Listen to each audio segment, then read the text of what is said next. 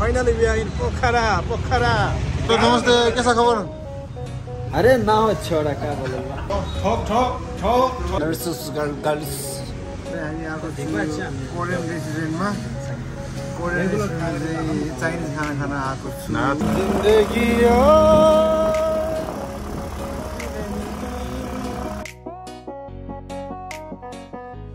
Hello everyone, welcome back to my another vlog. Antastland namaste. अहिले चाहिँ हामी यहाँ पोखरा लेक साइडमा आएको छु सो तपाईहरु नजर हेर्न सक्नुहुन्छ साथमा छ हाम्रो हेलो तपाईलाई मेरो ब्लगमा स्वागत छ धन्यवाद के भन्न सक्नुहुन्छ भन्न चाहनुहुन्छ जिन्दगी त खरायो मेरो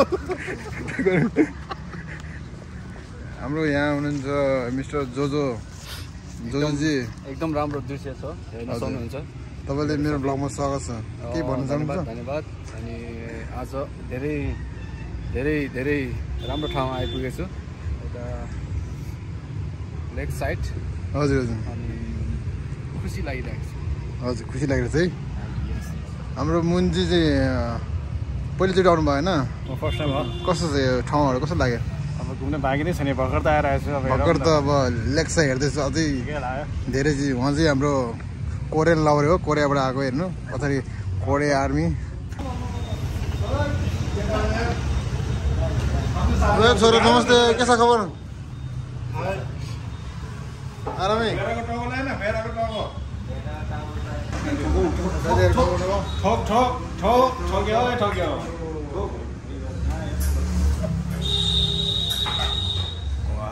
हेलो बिजन दाजु मेरो ब्लगमा स्वागत छ हजुरलाई के भन्न चाहनुहुन्छ के भन्नु न प्लिज हामी कहाँ छ अहिले अरे ना हो छोड़ा क्या बोलेगा अब भाइरल हो जाएगा ये मैं डाल देंगे छोरा चल सो गाइस अहिले चाहिँ हामी अहिले खाना खान लाग्यो डिनर खान लाग्छु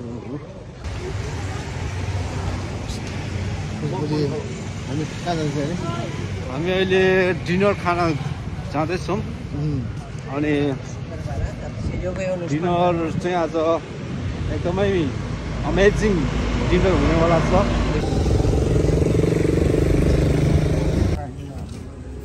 होला त आइपुग्यो हामी कहाँ हो देख्नुहुन्छ यहाँ यस्तो बफ salad and pork with nurses garlic salad tofu salad 안녕하세요 누구예요? 안녕하세요. 반갑습니다. 잘 지내세요? 얘도 엄청 많고 여기서 아유 안녕 짜오짜오 어디 लस्स फ्याबुला टेस्टले अनि हामी आएको छु कोरियन रेस्टुरेन्टमा कोरियन रेस्टुरेन्ट चाहिँ चाइनिज खाना खान आएको छु कोरियन रेस्टुरेन्टमा चाइनिज रेस्टुरेन्टमा आएको सरी गल्ती भयो कोरियन रेस्टुरेन्टमा चाइनिज खाना आएको भए चाहिँ चाइनिज रेस्टुरेन्टमा हामी चाइनिज खाना खान आएको छु हाम्रो अर्डर हुँदैछ होइन मजाले ग्रिन टी मजाले खाँदैछु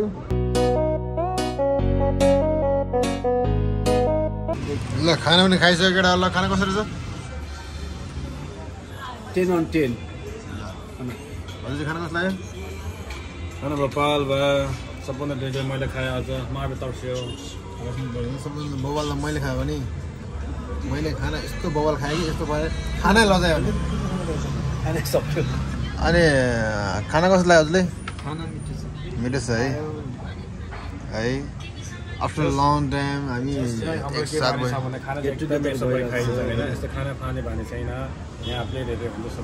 खाना खुर्कै छ है एक टोक्रा पनि मागेको छैन फेरि सो गाइज अहिले चाहिँ हामी खानासाना खाएर होइन हल्का वकिङ एन्ड टकिङ गर्दैछु साथै पुगिरहेको छु रेस्टुरेन्टतिर रेस्ट हेर्दैछु तर त्यस्तो राज्य त्यस्तो राम्रो डिसहरू एकदम बवाल छ होइन नाइट भ्यूहरू अनि एकछिन वक गर्छौँ त्यसपछि रुममा जान्छौँ अनि ढल्किन्छौँ एकदम थाकेको छ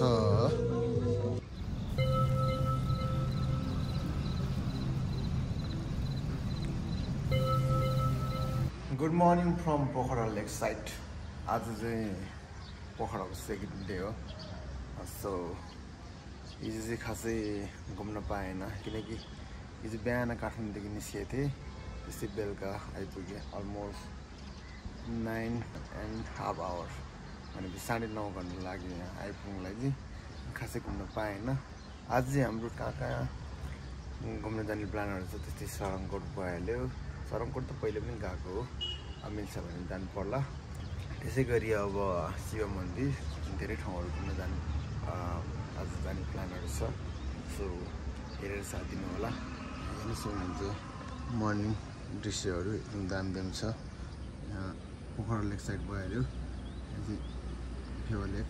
अब फर्स्टमा ब्रेकफास्ट खान्छौँ, त्यहाँदेखि चाहिँ प्लान बनाउँछौँ कहाँ जाने भनेर। त्यहाँदेखि चाहिँ अब आजको दिनहरू चाहिँ यसो घुमेर बिताउनु पर्ला जस्तो।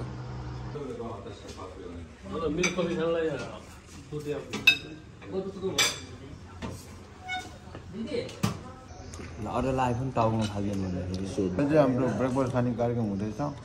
ब्रेकफास्ट खाने त्यहाँदेखि मजाले घुम्न जाने अन्त साथीहरू।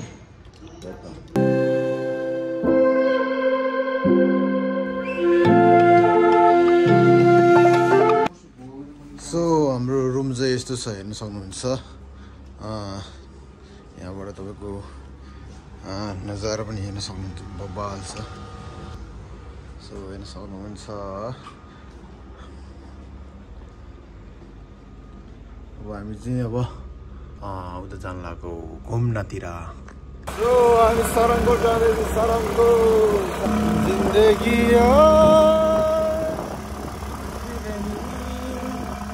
तेरी मेरी कहानी।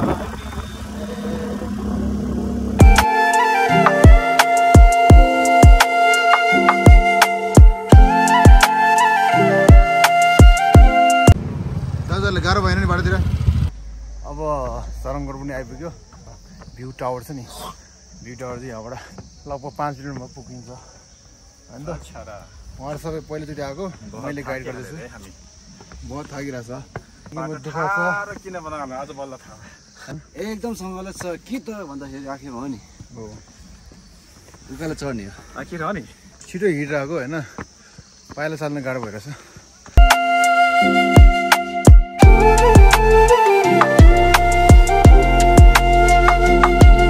लौरेज हेयर। आज सरङकोटको डाँडैमा हावा सरर। सरङकोटको डाँडैमा त्यहाँदेखि के यहाँ देखाएर यहाँ मैले यहाँ संसारमा जिन्दगीमा नबुझेको कुरा के भन्नु हजुर।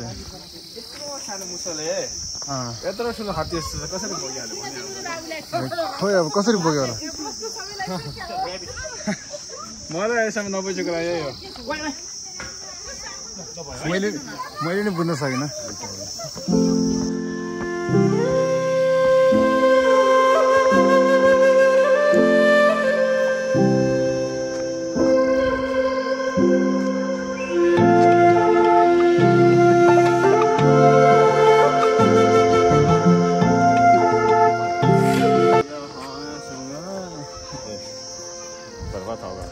के भन्नुहोस् लौरेजी, कोरियन लौरे। आज फर्स्ट टाइम यहाँ पोखरामा घुम्न आएको सारङकोटमा। हजुर रमाइलो पनि भयो यहाँ केटाहरूको हजुरले सारङकोटमा साधनले गर्दा सजिलै भयो, नत्र त पसिना निस्किँदो रहेछ दाँतबाट होइन। सारङकोटमा हजुरले स्वागत छ है। सरङकोटमा हजुरले स्वागत छ। एकदमै धन्यवाद। अनि आज राम्रोसँग आइपुग्नु भयो नि, एकदम बाटोमा केही गाह्रो भएन। मौसम एकदम तातो तातो छ हजुर, अनि मजा आइरहेछ। भ्यू टावरतिर जाँदैछौँ हामी। एउटा गाइज जो लौरेजी थकाइ लागिरहेको छु यार, उकालो चढेर। भ्यू चाहिँ एकदम पैसा असल छ, हेर्न आउनु होला।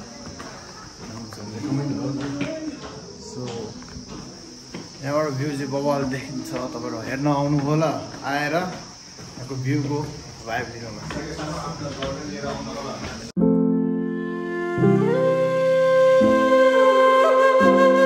सरङकोटको भ्यू टावर पनि आइपुग्यो। के भन्छ यो ठाउँ नाम? View tower. भ्यू टावर सरङकोटको भ्यू टावर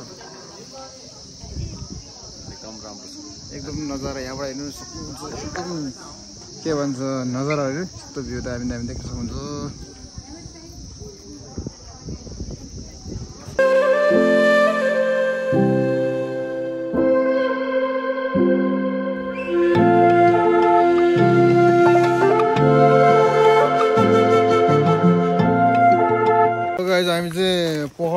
भन्छ सरङकोटको नजारा हेरिसक्यो अब ब्याक टु लेक साइड फर्किँदैछु होइन ब्याक टु लेक साइड त्यहाँदेखि कहाँ अब त्यहाँदेखि शिव मन्दिर हो अब कहाँ कहाँ भ्याउँछ आज दिनभरिमा अब डुल्दै जाने हो लेट्स सी होइन